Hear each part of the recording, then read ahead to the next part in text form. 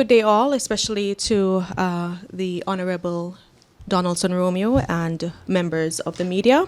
I am, of course, I am Fiona Alexander Smith, the Director of Information and Communication. It gives me great pleasure to welcome you to this afternoon's press briefing from the Office of the Premier. And through this particular press briefing, the Premier and Minister of Finance, Honourable Donaldson Romeo, will provide you with updates and key developments under his portfolio and across wider Government of Montserrat. It is also an opportunity for members of the media to interact with the Premier and ask questions pertaining to what is outlined in his statement. And we have just about 40 minutes for today's press briefing. So I'll hand over to Premier for his remarks. Premier? I'm pleased to be able to have this type of face-to-face engagement with you. I'm sure you are as well, as we endeavor to inform and update you on various matters across government, which are, of course, of national importance. This afternoon, I will speak on three important matters. First is the Montserrat Capital Investment Program for Resilient Economic Growth. Let me do again. Capital Investment Program for Resilient Economic Growth, CIPREG, C-I-P-R-E-G. And secondly, one or two recent policy decisions I'll share with you. And thirdly, my ongoing communication with the United Nations C24 Committee and the planned visit that is ahead. I know that 40 minutes is not that long for the media, nor for me, but I want to go very quickly into the capital program details. However, I just want to let you know that we are still in negotiation with DFID over the CIPREG program, the $30 million program. So there's only so much I can say. We have negotiations continuing next week, within exactly 1 week from yesterday. And after that, I'm asking the Project Management Office and others to brief you in more detail shortly after. So I can only do so much today, bearing in mind that we're still in negotiation. The CIPREG program, as you're aware, the Government of Montserrat secured £30 million with DFID. This program will fund key transformational investment projects which are critical for Montserrat's sustainable development. The projects which will benefit under this program are the fiber optic project, the hospital, social housing, and roadworks under the A1 road project, an extension of the A1 road project. And of course, we've been able to negotiate nearly 3 million EC dollars of the £30 million, or 100 million EC dollars, to address the urgent accommodation and other works at the Montserrat Secondary School. First, let me refer to the fiber optic. With regards to the fiber optic, the Government of Montserrat has secured £4.9 million. And for this key project, we expect that it will link us into the international fiber optic network. As you already know, this will improve the resilience of our communications, which is absolutely critical to our development in many respects. And also, being an undersea fiber optic cable, it will protect us from natural hazards like hurricanes, because the dishes we have at present are not nearly as resilient as putting the cable on the ground. The project will open up new services for the public, unlock economic opportunities for private industry, including having telemedicine at our hospital one day. Currently, we're making significant progress with regards to this project. The team has successfully identified the preferred supplier to install, operate, and maintain the fiber cable. I repeat, our team working with DFID, has successfully identified the preferred supplier to install, operate, and maintain the fiber optic cable. Final contract negotiations with the supplier are underway, and we are aiming to have an agreement by September, October. We have to set some sort of time, and I'm aiming for September, October 2019. Now, we all know that the hospital and healthcare is paramount for our people and for nation building. So the hospital project will be the highest funded project under the CIPREG program. We have allotted some 15 million pounds, 15.5 million pounds, but we know that figures change when you get deeply into a project, but that's what's been allotted so far. And as the Honourable Minister, Honourable Delmard Ryan, would have already stated, we have made good progress towards our commitment to deliver a new hospital for Montserrat with the aim to improve healthcare services.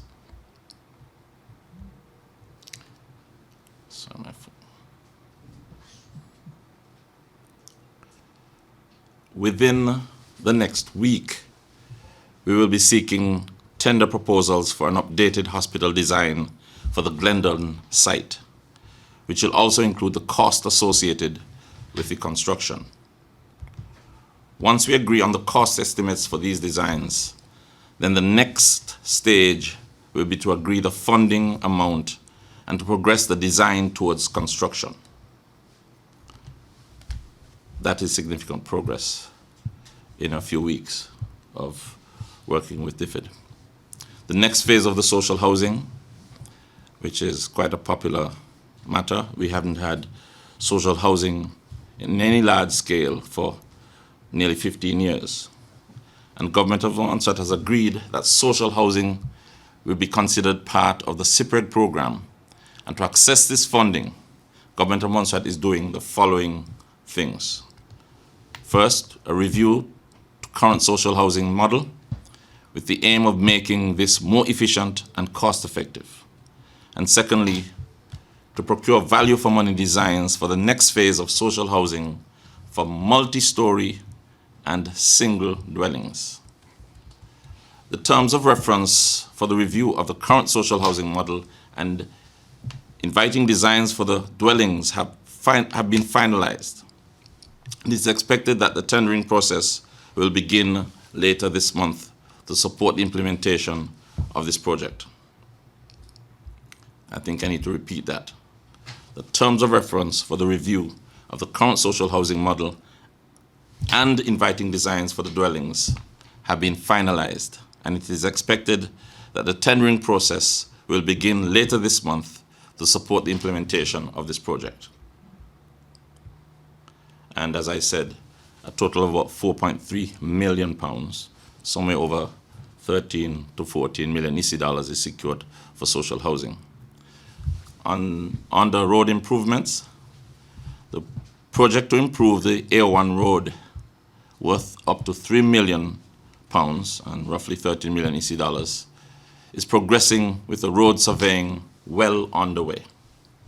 We have to do some road surveys before we move to the next stage, and this should be completed by the end of this month, enabling design work to begin soon.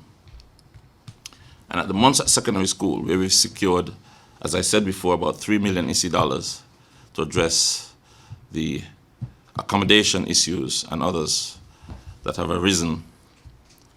In June 2019, it was agreed that some urgent works at the MSS will be funded by the CIPREG program.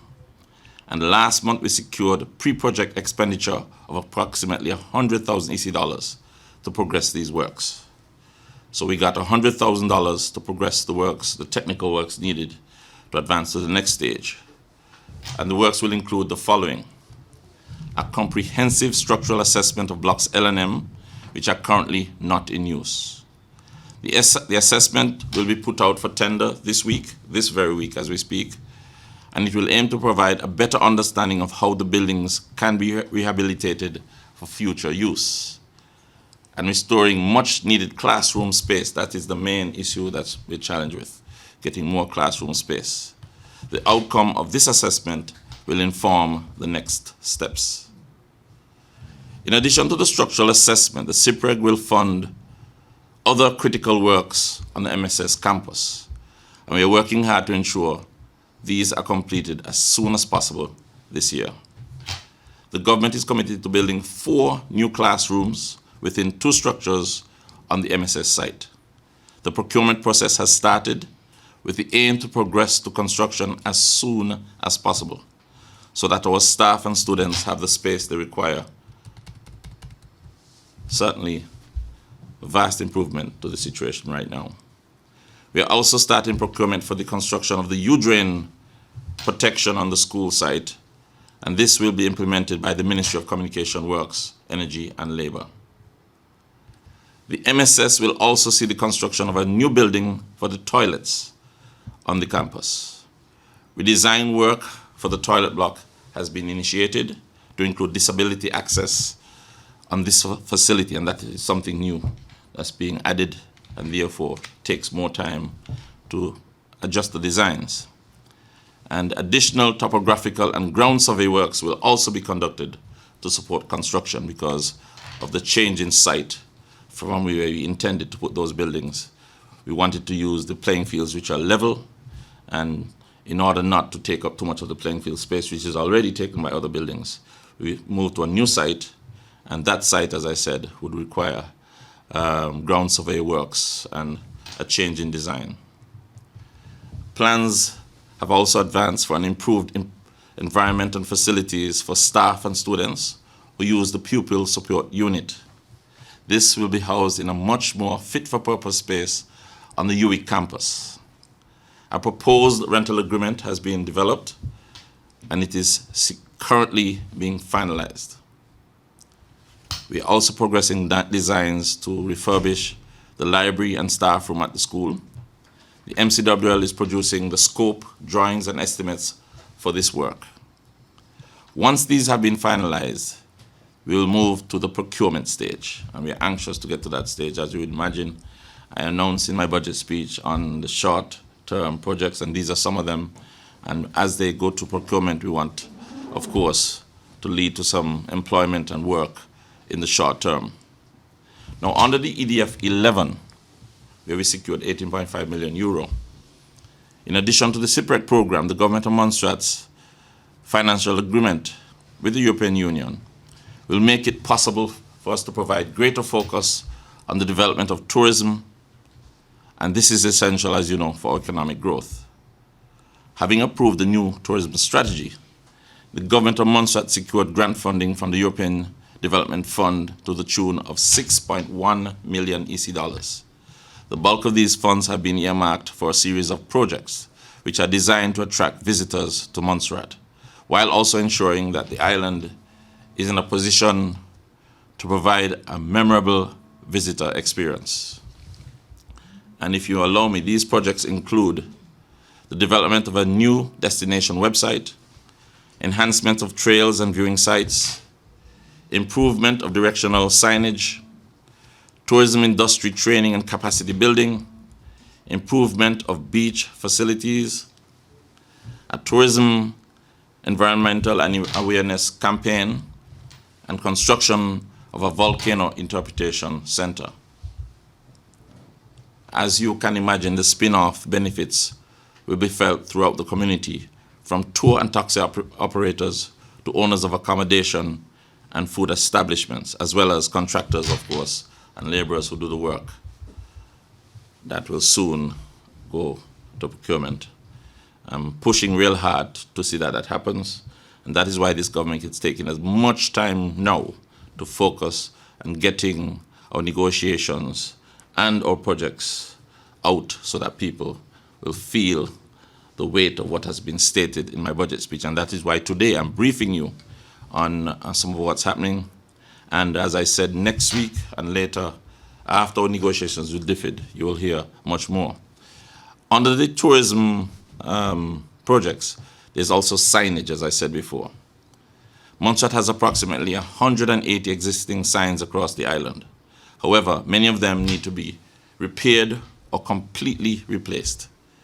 These are important to the visitor experience, as you would imagine, and they will make exploring the island very easy, having signs to indicate where sites are located and where to go. Make it easier for the taxi drivers, tour operators, and everybody.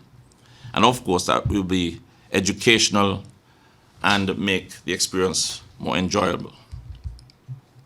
Then under the enhancements of trails and viewing sites, hiking and bird watching are two activities which are popular to our visitors. And there are 8 main trails, with a 9th embarked for further development. So we'll use the funds to improve the 8th and establish the 9th more prominently. The trails need to be continuously maintained and upgraded to make them passable, safe, as well as to have them in keeping with international standards. Some of the trails also require additional enhancement with the addition of handrails, signage, seating, and viewing platforms. We also have 3 viewing sites that require interpretive signage and binoculars. The funding will support these upgrades, which are expected to be completed by April next year. And thirdly, on the industry training and capacity building, as part of efforts to improve the overall visitor experience, greater emphasis will be placed on ensuring that individuals who provide services are continuously upgrading their skills. The Tourism Division will be providing training opportunities in a number of areas, such as customer service, a guide to good housekeeping in the tourism accommodation sector, tour guide and taxi operations, sites and attractions management, and presentation and packaging of souvenir items. Also in the area of social media management and culinary excellence. We are hoping to develop a new website, as I stated before. The Tourism Division is also aiming to develop websites that are up to date, a new website that will be up to date. I'm told that the one we have is 4 years out of date. It will play a key role in generating awareness and providing users with fascinating stories and information about Montserrat. One key aspect of the new website will be to ensure that tourism stakeholders have a platform to promote and offer for sale their products and services.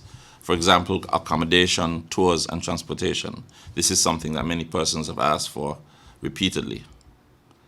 And I want to take this opportunity, after speaking to the projects, to mention 2 policy decisions that may be of note, and I'll mention them at this time. One, as you know, the value of non-nationals to Montserrat and our national interests must never be understated. And therefore, in relation to permanent residence applications, Cabinet has approved a moratorium until June 1st, 2020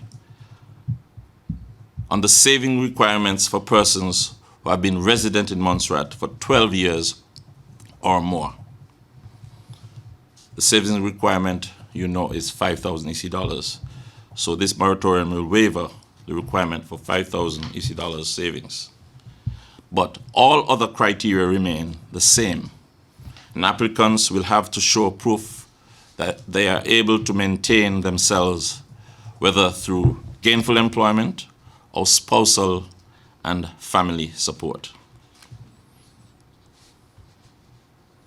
As I said, the moratorium is based on 12 or more years residence and is centered on both socioeconomic and humanitarian grounds. And the other policy decisions I want to share with you today is with regards to our move to encourage environmentally friendly vehicles, green energy use, less combustion of CO2. So Cabinet approved recently that all 100% electric vehicles imported should be exempted from customs duties and consumption tax as certified by the Director of Public Works for 5 years. So if you want to get an electric car, now is the time to do it.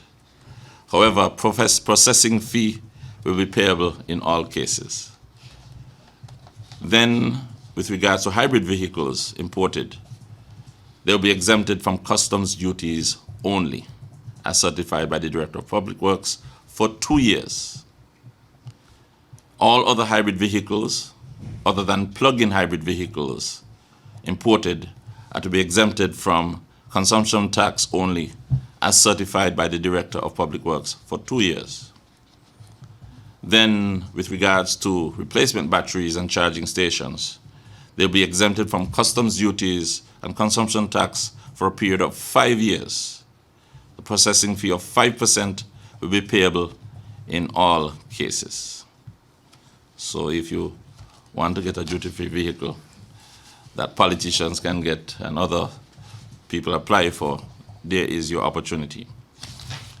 Of course, there are many other decisions we'll be sharing in the days and weeks to come. However, my last point today is that following my speech at the United Nations in June, in fact, on June 25th, the very day that 90 people were killed, I reiterated Montserrat's position and highlighted Montserrat's situation. And I have continued my communication with the UNC24 committee, and I'm in the process of communicating that letter that was requested of me by the Russian delegation. The Russian delegation wanted me to let the committee know through the chair what the request was for the committee to go to Antigua and the UK to visit Montserratians there, the reason for it, what caused it, and what, if anything, the administrating power is doing to help resolve the issue, I guess, of evacuees in Antigua and the UK. And of course, I am making sure to explain how what is being done on Montserrat impacts those in Antigua and the UK. Therefore, making the case for Montserrat, not just for us here, but for Montserratians all over, especially bearing in mind the importance of our repopulation program, where we want to bring our indigenous Montserratians who were forced to leave. It wasn't too much of a voluntary evacuation.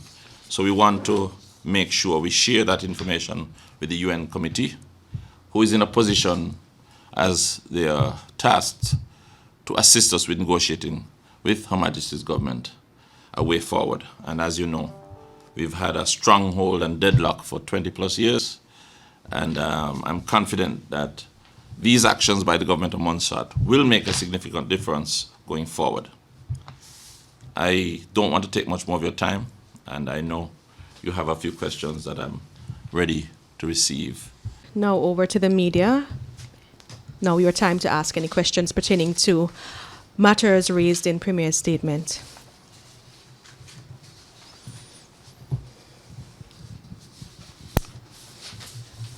Good day, Premier. Thank you for having us. Narissa Golden, Discover Montserrat. Just to clarify some of your statements on the MSS project, the two buildings to be constructed, cement or T111s again? What's the plan for that? They have to be built very quickly, and therefore we're using T111 structures. So is there still the plan for them to be ready by the time the new school year starts? We're less than... Yes. Yes. As I stated, there are challenges that have arisen, including relocating where the structures will be placed to a new site that will require planning and approval and a change of design to accommodate wheelchair and other access into the building. We are forced to do that, and therefore that has delayed some of the works going forward. However, we're pushing as hard as possible to get them done as quickly as possible. Okay. Are there any targets for when the larger project will be done? Is it supposed to be within 2 years, 3 years? You said the larger project. Building the other two, either refurbishing the K&L buildings, L&M buildings, or is it a new build? And is there a target for when those are to be done? As I said, there are consultant studies being arranged that will give us clear answers to your question, whether it will take a lot to improve them or to address them or not. I leave it to that consultant to give us clear information. And as soon as that is available, we will share that. Because, of course, that's a lot of space that's needed. Okay, so I guess a better question probably would be related to the SIPREC program and the £30 million. Do you have targets, achievable targets of when we have to spend that money? Well, or does it have to happen within the 5 years, or is it longer than that? There's a 5-year period, I forget the exact date. But what is important, as I said, is that as of next week's negotiation, you will have answers in greater detail on time frames for each of the projects as far as the actions to be taken towards, of course, a start to many of these projects. And I'm anxious as you are to get that. And that is why the Government of Montserrat, over the past few weeks and months, has stayed focused on completing the negotiations over the £30 million program. And we want to make sure we have arrangements in place to see that projects are implemented efficiently, effectively, and within cost. And of course, the natural spill-off is that people will get work. Premier, good afternoon. Yes, Dwight sir. Sampson. Just want to focus a bit on tourism. 6.1 million EC dollars? That's correct, sir. All right. And as you have listed a number of plans for that department, however, I did not hear anything about the staff component. From what I've observed, because I've had an interview with the Director of Tourism in recent weeks, and it seems to be that they only have himself and 2 other persons in that That's office. correct. That seems to be a lot of work for just 3 persons. Is there any scope as to increasing the staff component there? Well, we've been out of a director for tourism for quite a while, as you know. And clearly he has to catch up and also advance many proposals that are put before him, including the work done on these projects, which I wish he didn't have the strain of. But they're going to play a role in assisting me in making sure we develop a proper tourism body. And in our negotiations with DFID, we hope in our next negotiations to address that lack. So certainly there's a need for support, and Cabinet made a decision quite a while ago that will lead to addressing this. Staying on the issue of tourism, you've mentioned that the tourism website has been outdated for 4 years, approximately. Yes, sir. While we fixing the tourism website, what about the other websites on the island that are also outdated? Because, I mean, when you look at it, you fix one, but people generally just search, and whichever first come up is what they choose and where they get the information from. Piggybacking on that also, a lot of the information about Montserrat on a whole is outdated. So is there any plans within that budget to solve some of that issue? The budget I mentioned was EU funds, which can't be Right. used for anything. We're using in relation to tourism the proposal we put to them. However, it is clear that we're going to need funding to address updating the other websites. There's a lot of work to be done. And with the help of Madam Fiona Alexander, and she's telling me work has started in that regard. So keep pressing us, and we definitely need to address that. Okay. Let me take this opportunity to congratulate your government on the approval of the waiver of the fees for persons, non-nationals, who are trying to apply for residency and further to nationalize on Montserrat. While that is welcome, is there any plans to alter other things that will help them find employment, gainful employment? One of the things that I'm coming to mind is the whole issue of minimum wage. A lot of these persons, especially coming from the Haitian, Dominican Republic communities, tend to work whatever they find to earn a living. Some of them are working under some very strenuous conditions and earning little to nothing for it, right? So is there anything looking plans in the pipeline to address that? Also, Premier. 3 questions. Okay, I'll let Can I answer this one and come with the third? Yes. Firstly, we want to provide work for everyone on island, in order for us to have happy people. People need to work to support themselves. And that's why we're pushing real hard to get these projects to a point where after elections, there'll be continuity. There will be no issue with gaps. And this government is making sure to complete our negotiations before we get into campaign mode, which will deter such negotiations. So that's my first answer. We want employment for everyone. And that is why I've come today. Although I'm only mentioning some of the projects, there's more to be mentioned by MCWL. There are more details that will come as we negotiate next week and beyond. And I hope that will give some hope to the people of Montserrat. I did not want to come to them about this until I can say something reasonably tangible. And so we want to see everybody working. Secondly, you asked about the minimum wage. Yes. Much work has been done in that regard. And the Minister for Commons and Works has been working with a team to address that on behalf of the Government of Montserrat. They've done a good job, but there's more work to be done. It's a very technical issue, and we reached a certain stage, and we will continue, as I said, to complete these things. What is most important is that you have work that creates a demand for workers, so workers have a choice. More so, not just work that you get to build a building, and then when the job is finished, there's no more work. We want work that is long-term. We want to create new jobs. That is why, again, we're focusing real hard on getting the port, on getting fiber optic, and the hospital in place.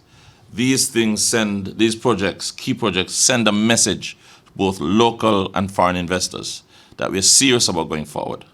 Once these are assured and going forward, we will find that only now we're in a position to really attract serious investors who will make a difference and create those jobs that, of course, will not just be for a period you're doing a building or a project that we've been going through for 20 years. Filling up a tire and then empty and filling it up again. We want to have work that is lasting. I want to be a security at a hotel, and I want to have my full-time job, get well paid. If I'm a cleaner, I want to have more than 1 or 2 jobs that pay me reasonably well. So salary matters. But we have been going through the same process for the past 20 years. All governments fighting to get the very same projects, hoping to create the same jobs. And there's been quite a battle. But we've finally gotten to a start. This is a start. Certainly not all that we need, but a start. And your third question, sir? Yes, my third and final question, which is part of the first question, but I'll ask it still. It has to do with employment. Is there any way forward or any plans in the pipeline to address this situation of 5 CXC subjects and above when there are persons living in our community that are skilled? It was Dr. Timothy Antwine who recently alluded to that there are people who may not be academical, but they're skilled. But the skills one seems to be marginalized because they don't have the 5 CXC subjects and above. Is there any plans to address this in the immediate? Well, you asked 2 questions there. In the immediate makes me pause because let me tell you, it is quite a struggle to negotiate the very things that we have in hand right now. You talk about pushing the tourism department too much. We have a PMO in this office who is pushed to the limit, and we are gradually making moves to addressing those very matters. I expect as government continues that within the next 6 to 8 months, you will see better answers for the very question you ask. But certainly we must address the issue of those who are not skilled, who may not be as academic as the others. And I'm sure you're going to see manifestos very soon explaining what the plans will be on various levels to address that matter. Premier, while I am aware that probably caught you off guard with that particular question, but I was looking for something with more hope because this seems to be a problem for a lot of persons. I have personally, under my banner, been around asking persons, and a lot of people on this island are being marginalized. just because they don't have the 5 safety subjects. And I don't know how we expect them to get it if we don't provide them with means of an income so that they can better themselves. People do want Oh, to I better thought you were themselves. referring to training people. No, You're no, no, referring no. to employment for I'm them. talking about employment. Well, Persons are skilled. Yes. They can do a job. It's just that they don't have the academic qualifications. Give me an example of what jobs you're referring to. There are lots of jobs. Like what? There's a Tell lot. me. For example, you cannot tell me that every single job under the public works unit has to have 5 subjects. Come on. It's just ridiculous. But at the end of the day, these people, just like every other person on Montserrat, wants to live and wants to earn a living. And I think that we need to remove, in some extent, that barrier that Okay. that has seemed to become a front. Okay. To Okay, help sorry, us I really earn missed a the living. key angle to your question. I think I missed it completely. Now I understand what you're saying. So government needs to remove the barrier for the requirement for jobs. Is that what you're saying? I'm not saying totally remove it, but I'm saying if someone is skilled and you know that they're Okay. skilled and you can prove that they're skilled. So we have to remove the barrier that excludes them. Exactly. Okay, good. So I get your point. Now I understand what you're asking. Sorry, I missed the question at first. I get it clearly. That is something I look at for sure. Coming out of this press conference, I look at that. You said you caught me off guard, so let's try it. Answer your question by action. Yes. Romeo, Malika Mackenzie, Alugana Express News.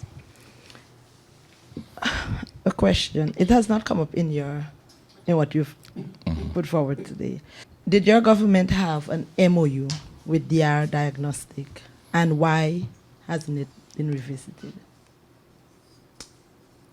I'm afraid I am not aware of an MOU. Okay. There may have been or may not have been, but I'm not really aware. I noticed this matter raised the other day, and it's something.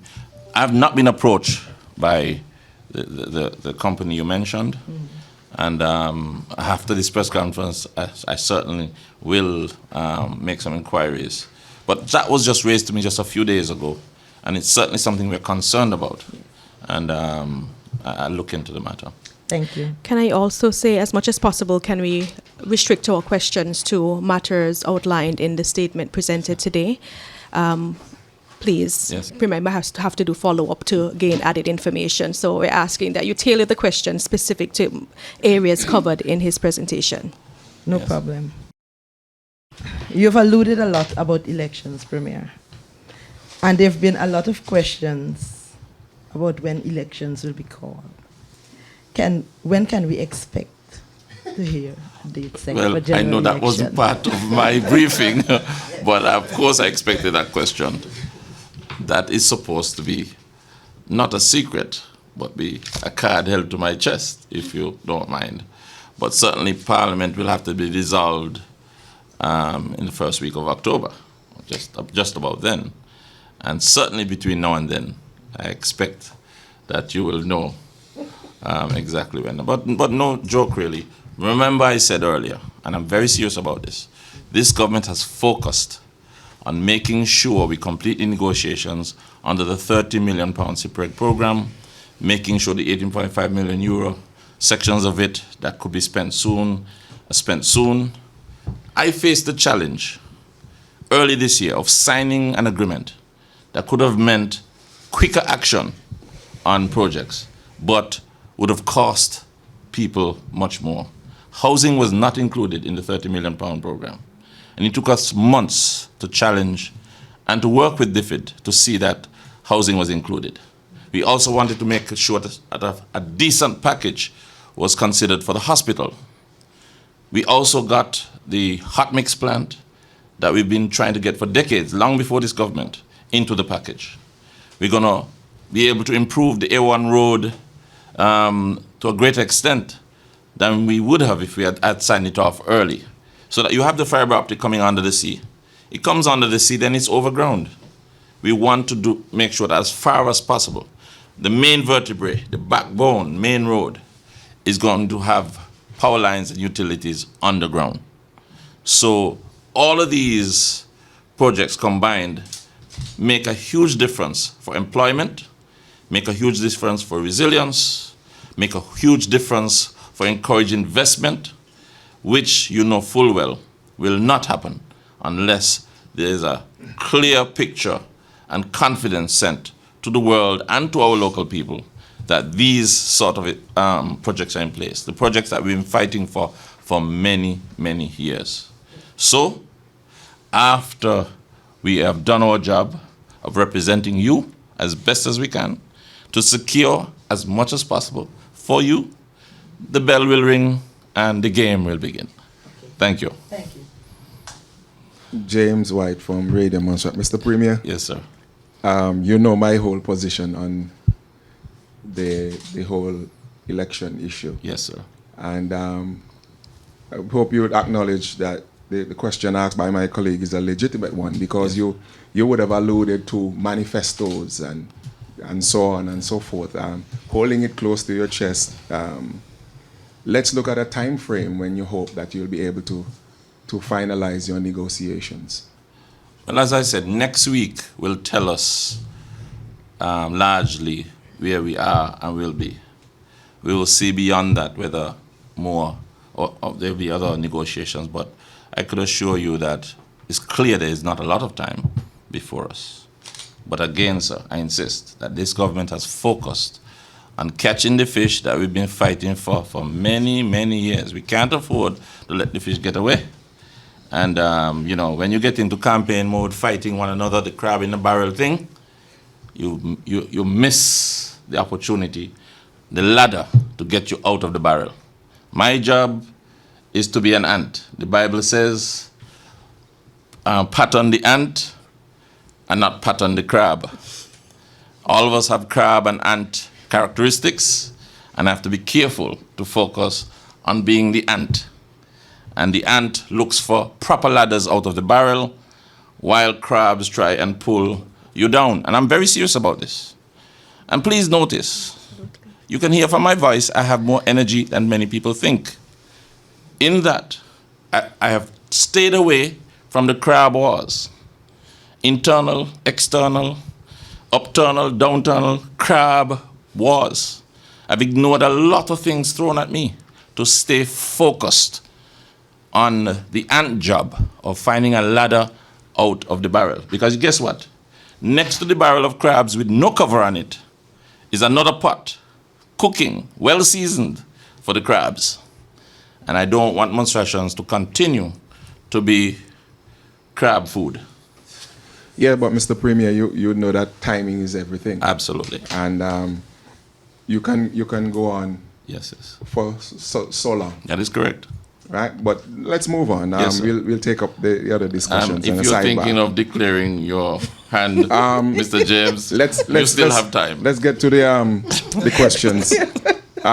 You mentioned the UN C24 committee. Yes. And I remember in a previous discussion that we've had that you mentioned that they were supposed to, you were supposed to liaise with them to get a time as to when they'll be able to visit Montserrat. I know you spoke of Antigua and the UK and so on, but the principal part of the discussion was getting them to come to Montserrat. Absolutely. And what, especially them coming to Montserrat, what are you expecting them to be able to do on their visit to Montserrat? Okay, first, we must understand what the role of the committee is. The committee has the responsibility under Article 73 to see that the British government does all in its power to help Montserrat to get to self-sufficiency and to a state of governance that we can stand on our own 2 feet and make one of 3 decisions, whether to be independent, be an associated state to Britain, or to be fully incorporated into the British system. Now, I insist that my job at this point is to work with anybody, especially with the UN committee, to see that the stronghold, Mr. James White Jr., that has been upon us for 20 years, that has kept us 60% dependent on Her Majesty's government, needs to be broken. Now, what would you do if you're in my place? There's a committee that is supposed to oversee the negotiations between a territory, a small island, and the mother country, to see that they provide the key infrastructure, see that they provide the support to advance education, political matters, to advance healthcare matters. Why would that not work with a committee that has a mandate to see that the British government does exactly what we've been fighting for the past 20 years? To simply provide the key infrastructure, to provide the level of governance and development of our people, to get to a point where we are out of dependence in many ways on the British government and can make our own decision. So a volcano hit us, we lost key infrastructure. We have more reason than anybody else to work with such a committee to encourage the British government to do what is right. And if I may say, the British government policies say they will do exactly what we've been asking for 20 years. But we have sat back and we've expected that somebody's gonna hand to us what they're obligated to do. And I know that it has not happened in 20 years. And I know, I am confident that this is the right move. And that, in fact, once the UN comes here, the UN will be able to see for themselves whether what is reported to them every year by law, every year the British government has to report to them what they're doing to get us out of dependency. So they will come and see for themselves and be in a better position to communicate with the British government and with Government of Montserrat to see that, what is to be done is done. Mm-hmm.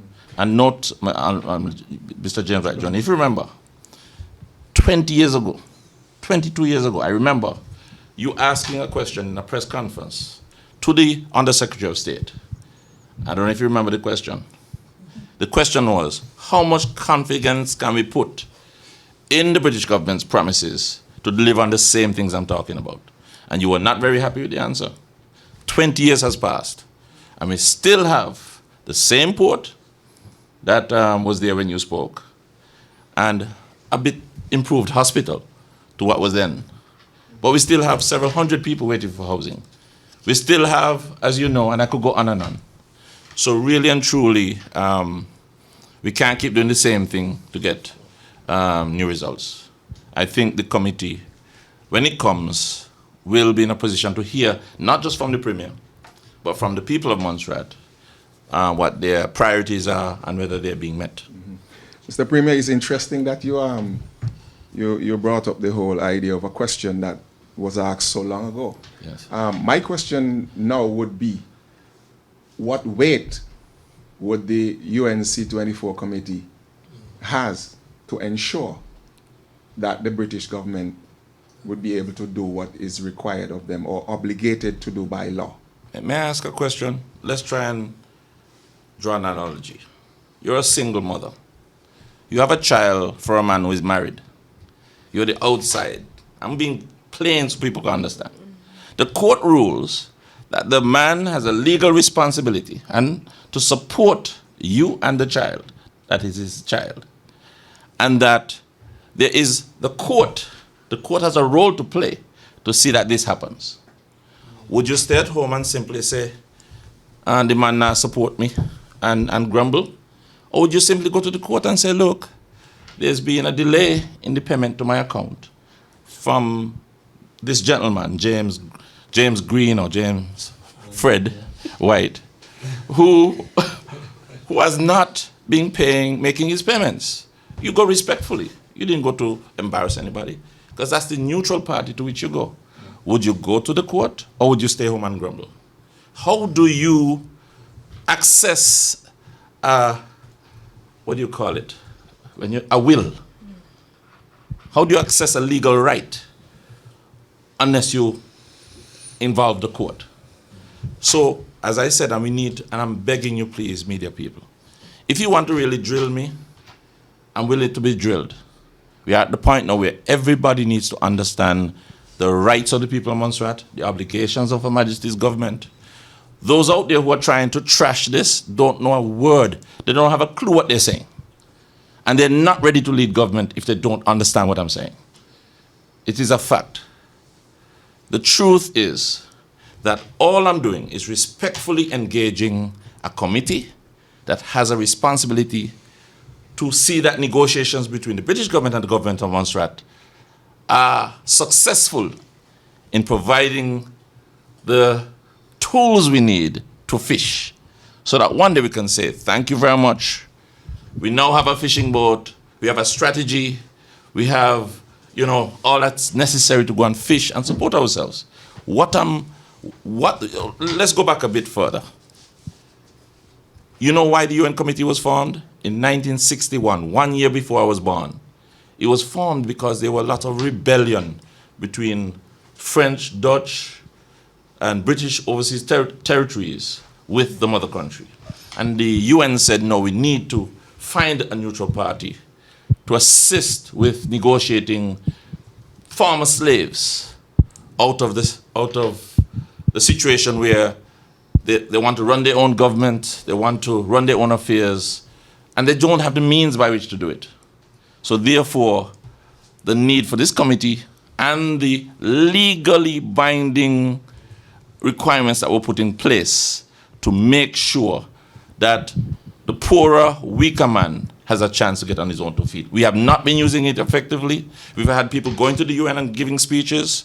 I know Shedi has done a lot, but it is time now that we face the fact that we have a responsibility, like the mother, to go to the court and say, please, do your job of seeing that, assisting us with getting what is needed to support our children. The work that you talk about, my friend here, lots of people talk about when they get in power, they're going to do such and such report and all kind of something. Where they going to get the money from? And if they're not going to use any means that is to their hand, how are they going to change what has happened over the past 20 years? They're not going to change it. No investor is going to come and build a support unless me and you have to pay for it. No investor is going to come and invest in geothermal unless me and you have to pay for it. No investor is going to come and build a hospital unless me and you are going to have to pay for it. Which means it's either grant funding. And here is before us a British government that is saying, we are prepared yearly through policies to make you a priority, provide what you need, but we have not been able to hold the British government to account. And this, as I say, is the means that I think God has given us. I call it the rod, is the rod, right, of development and decolonization that we've had and not been using. I think I've said enough on that. Anything else? Mr. Premier, I accept your analogy. Yes. And your explanation, Yes. but history has shown that over the years that the UN has been unable to assist countries when they were going through these situations. But Can you cite one example? We'll take that up another. We'll take that up another time because we have Before you do that, sir, I can't allow you to put in a but and not be able to clear your butt. But let me just simply say this. No.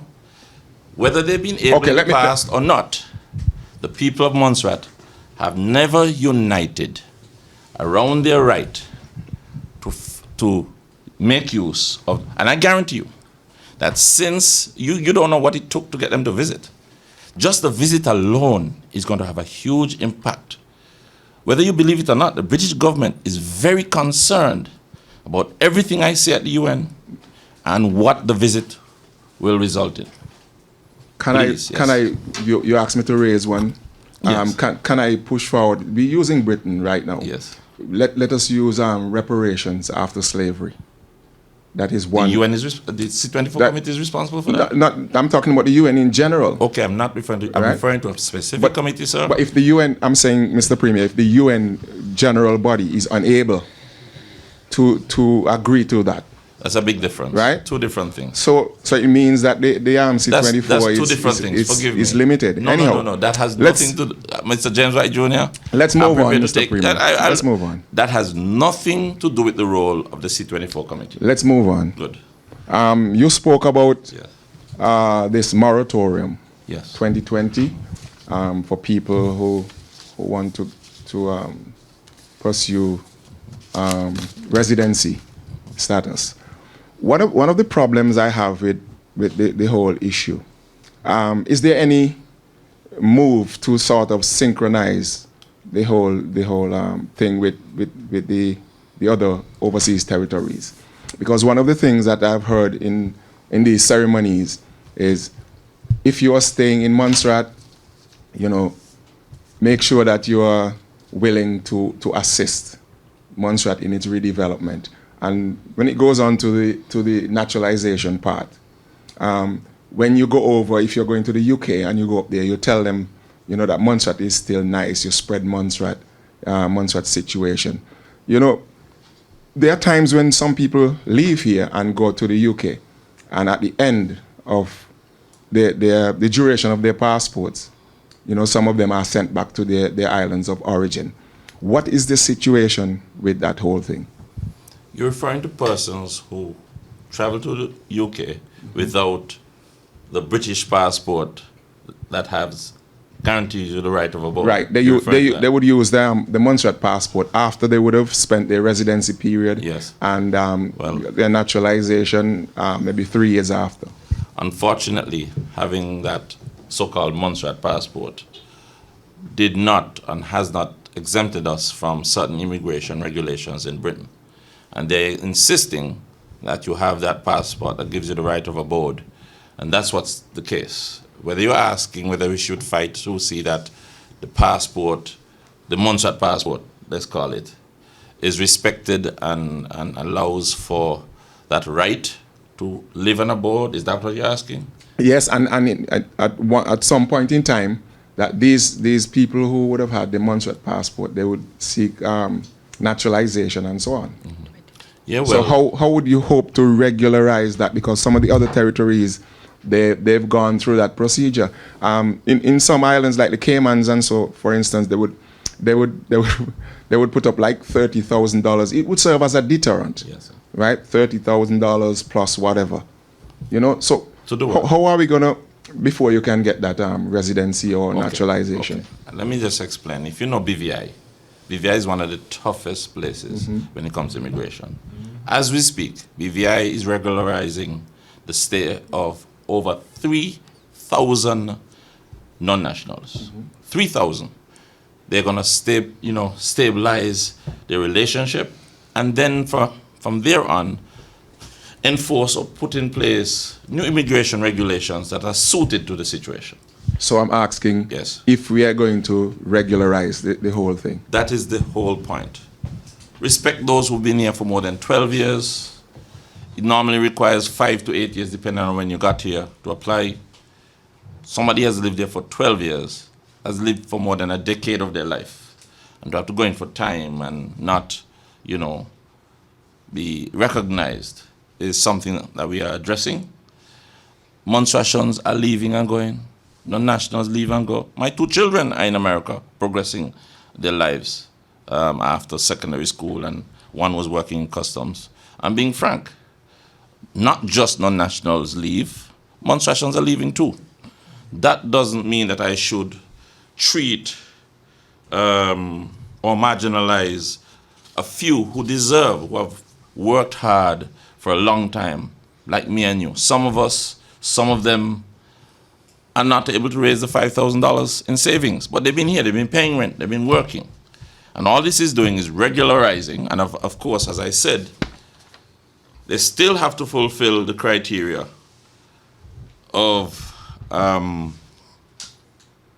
showing proof that they're able to maintain themselves, whether through gainful employment or spousal and family support, so that there won't be a burden on the state. So that has to be proven.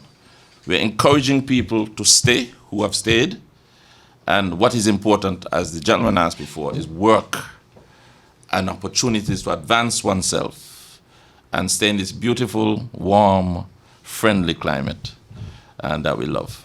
Yes, I see Narissa. Premier Romeo, I'm sure the non-nationals would appreciate the opportunity. What about another label, the expats, who have to every 6 months still purchase a visa to be able to live here? Why? And they make a considerable investment in the country. Why are they not having the same opportunity? It's a very good question. Something that's been debated for a while.